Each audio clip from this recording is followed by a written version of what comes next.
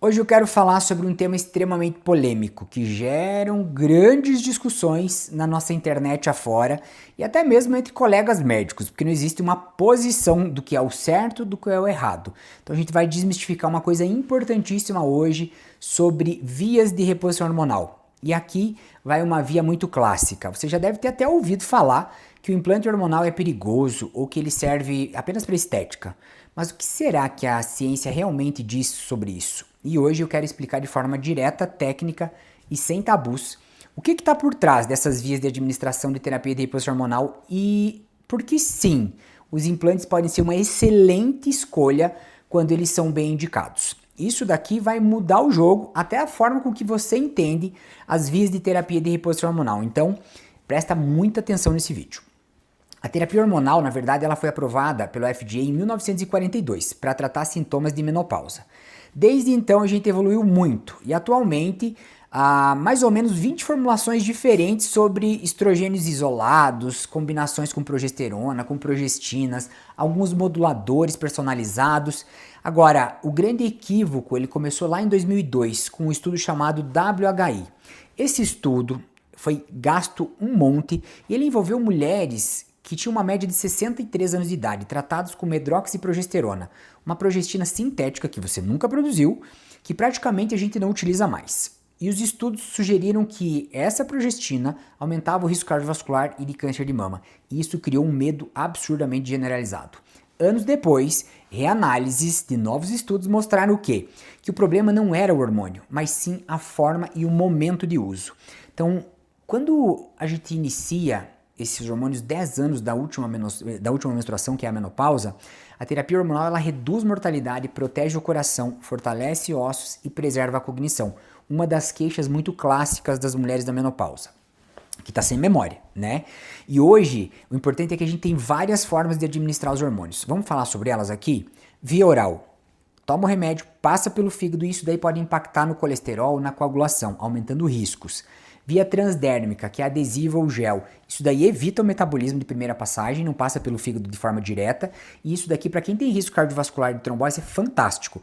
Via vaginal, ideal para aqueles pacientes que têm sintomas geniturinários, aquela secura, aquela dor na relação. E o implante, que tem uma liberação contínua e estável, um perfil mais fisiológico e a adesão é extremamente alta, porque não precisa ficar lembrando. A diferença principal está no metabolismo e na constância dos níveis hormonais. Os implantes subcutâneos, eles proporcionam de fato uma liberação muito mais controlada, por meses, sem picos, nem quedas bruscas. E é o que traduz melhor a estabilidade tanto do humor, da libido, quanto da fisiologia. Isso daqui é importante, porque é farmacodinâmica e farmacocinética. Isso está muito bem explicado. Os implantes eles geram uma polêmica muito grande, por quê? Porque não existe uma padronização universal. Alguns são industrializados, que a gente tem fora do país, outros são manipulados, e aí entra a grande chave. O ponto-chave disso daí é o quê? A segurança depende da técnica e do profissional.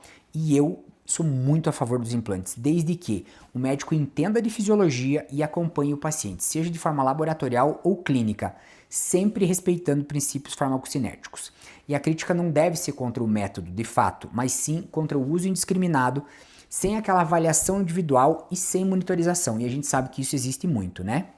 Até porque, quando bem indicados, os implantes eles garantem melhora na disposição da libido, reduz aquele fogacho chato, estabiliza o humor, tem um melhor controle na composição corporal e até mesmo o próprio FDA, em 2025, reconheceu que aquelas bulas antigas, elas eram excessivamente alarmistas. Por quê? Porque falava que lá dava câncer de mama, que não podia utilizar. E agora a agência removeu esses alertas de risco. Reforçou uma coisa muito grande. As decisões devem ser individualizadas considerando a via, o tipo de hormônio e o momento de vida de cada mulher. Como sempre a gente falou, personalizando, a gente consegue sempre um grande avanço.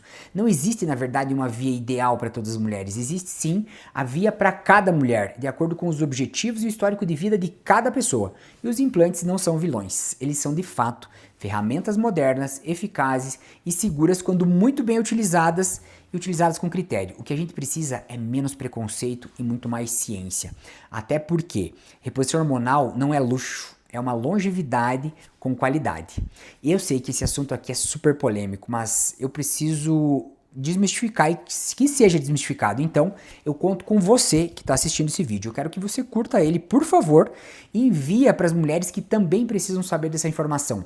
Para mulheres que não sabem sobre as vias de administração, porque não existe uma via engessada, única e a melhor, mas sim a via com que essa mulher se adapte. Esperem os próximos vídeos, porque a gente vai desmistificar ainda mais a saúde da mulher, principalmente nessa fase 40+.